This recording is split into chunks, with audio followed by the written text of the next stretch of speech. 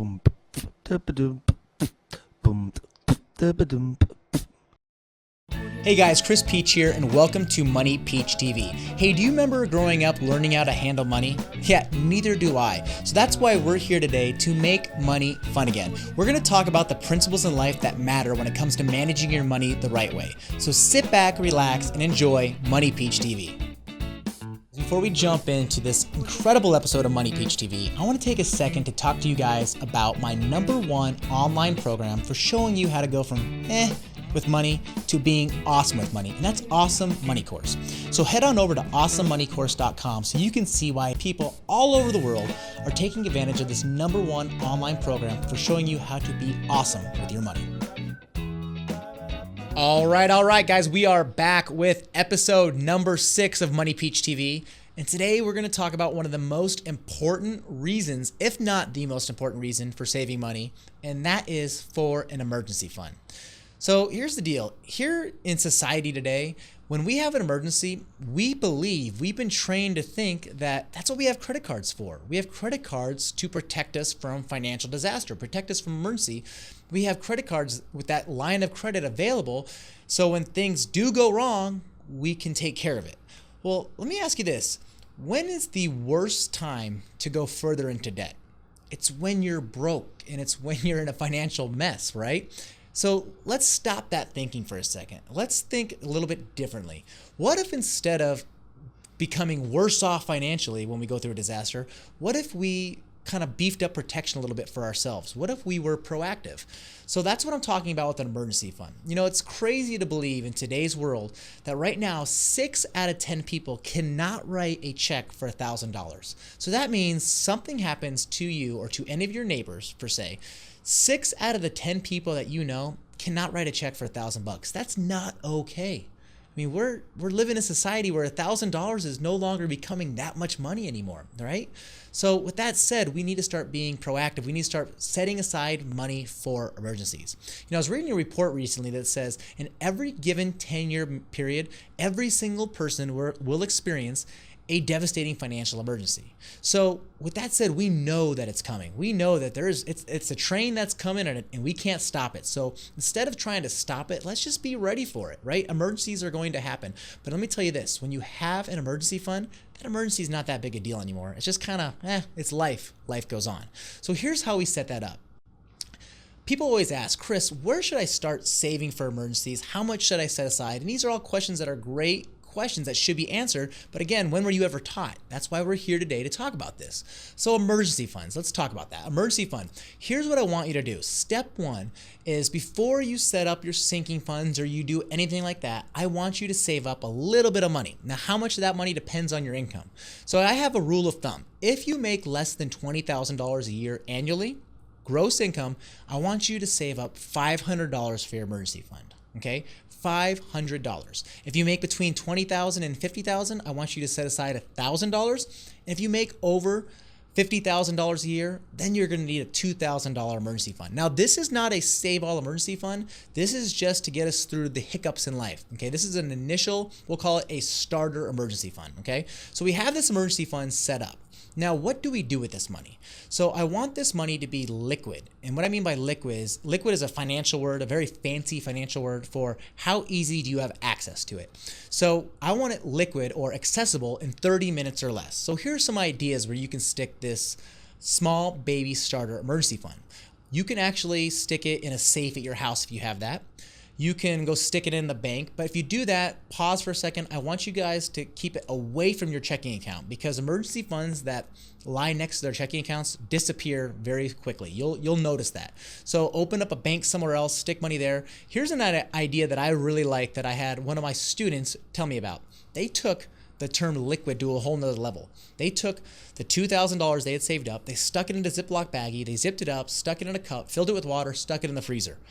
They had their emergency fund frozen in the back of their freezer. And I thought, well, why would you do that? And they said, well, it takes about 30 minutes to melt. So that's enough time to make sure that we definitely want to use it. How great of an idea is that? So there's another great idea that you could be doing. So you have your starter emergency fund. How quickly do I want you to get your emergency fund? Well, if you're one of my students, if we've done financial coaching, you'll hear me say that I want this done in 30 days or less. So you're thinking, Chris, I'm paycheck to paycheck. I'm barely getting by, and you're asking me to save up $500 or $1,000 or even $2,000 in 30 days? Absolutely I am. Here's the way I want you to look at it, okay?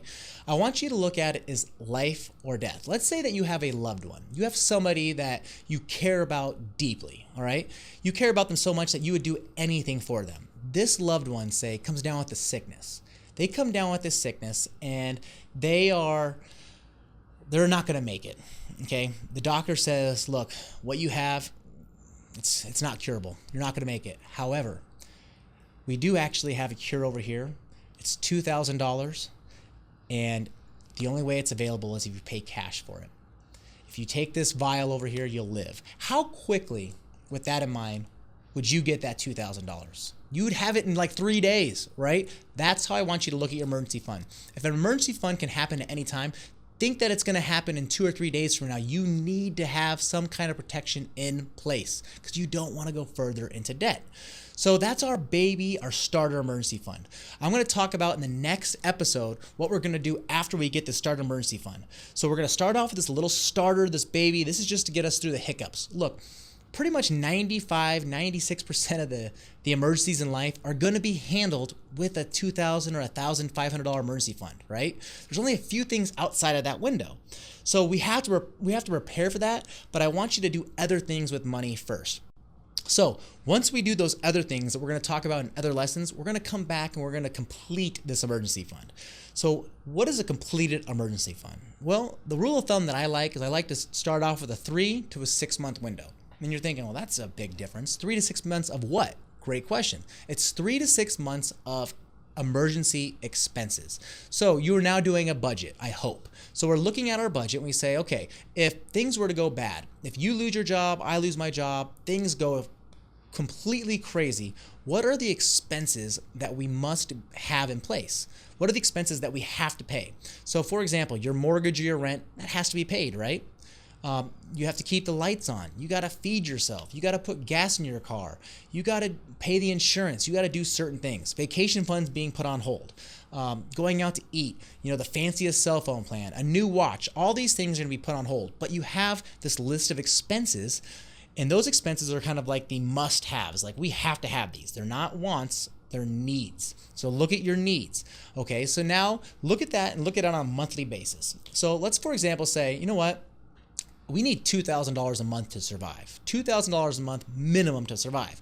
Now I want you to look at either a 3 month to a 6 month window. So if you were 3 months, we would say, okay, I need $2,000 a month times 3 months. I need a $6,000 emergency fund set aside for protection. If you are a 6 month person, okay, that's easy. You need $12,000 set aside. Now, who decides that 3 to 6 months? Well, let me help you with that. Here's how you go about doing it.